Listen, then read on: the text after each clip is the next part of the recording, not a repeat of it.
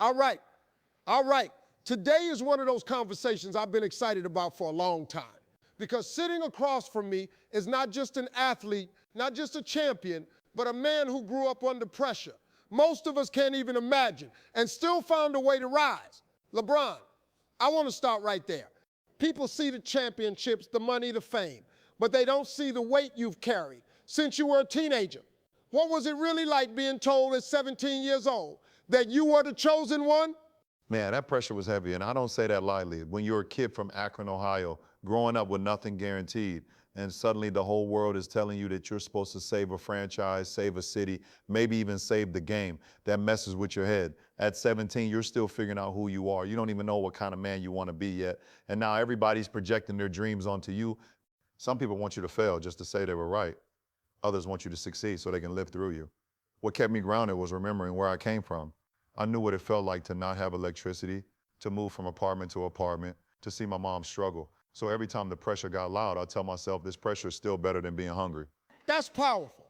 And you know, a lot of people crack under pressure that's way smaller than what you face. So let me ask you this. What role did discipline play in you surviving all that? Discipline saved my life. Talent will open doors, but discipline is what keeps them open. People think discipline is about punishment. It's not. Discipline is about choosing what you want most over what you want right now.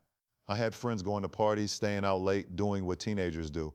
And I had to say no, not because I didn't want to have fun, but because I wanted something bigger. I treated my body like an investment before I even understood money, sleep, training, recovery, focus. And that discipline wasn't just physical, it was mental. I had to learn when to shut out noise, when not to respond, when to stay quiet and just work. That discipline became a habit, and habits shape destiny.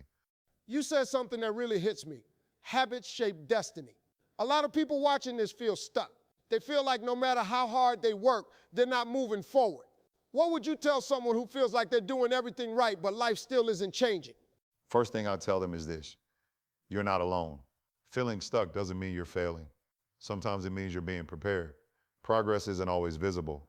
We live in a world where people only show results, not process. But the process is where the real growth happens. I've had seasons where I was working just as hard, maybe harder, and the wins weren't coming. Losses, criticism, doubt. But I learned that consistency compounds. You don't see it today, you don't see it tomorrow, but one day you look back and realize you're not the same person anymore. And also sometimes you're not stuck, sometimes you're just afraid of the next level. Growth requires change, and change is uncomfortable. That's real. Let me take you somewhere deeper. You've been praised, criticized, loved, hated sometimes all in the same week. How did you learn to deal with criticism, especially when it was loud and personal? I had to learn that not every opinion deserves a seat at my table. Early in my career, criticism would get to me. I'd read comments, watch shows, listen to people who had never walked a step in my shoes. And that stuff can poison your mind if you let it. Over time, I learned to separate feedback from noise. Constructive criticism can help you grow, but hate disguised as opinion, that's just insecurity talking. I ask myself one question now: is this person qualified to define me? If the answer is no, I keep moving. That's a word right there. Now let's talk legacy, because you've already built one most people only dream of. But legacy isn't just trophies. What do you want your legacy to really be? I want my legacy to be bigger than basketball. I want kids from places like Akron to look at my story and say, if he can do it, maybe I can too. I want people to know that you can come from struggle and still lead with integrity, that you can be successful without losing your values. I want to be remembered as someone who gave back, who spoke up, who used his platform to open doors for others, not just himself. Because at the end of the day, banners fade, records get broken, but impact lasts. A lot of young people want success fast. What do you say to someone who wants results without patience? I say slow down, or life will slow you down for you. There are no shortcuts that don't come with consequences. If you skip the process, you skip the foundation. Success that comes too fast often leaves just as fast because you don't know how to maintain it. Patience isn't waiting, it's building while you wait. You failed on the biggest stages in front of millions. How do you mentally recover from public failure?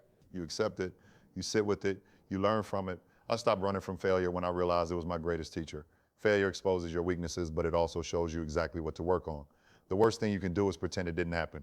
People see confidence in you, but do self-doubt and fear still show up? Absolutely. If someone tells you they never doubt themselves, they're lying, or they're not pushing hard enough. The difference is I don't let doubt make decisions for me. Fear gets a seat, but it doesn't get the steering wheel.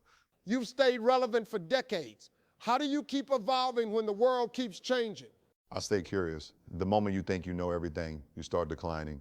I study the game, I study my body, I study leadership. I listen to younger players. Growth doesn't stop just because you're successful. What's one mindset shift that separates winners from everyone else? Accountability. Winners don't wait for excuses, they look in the mirror.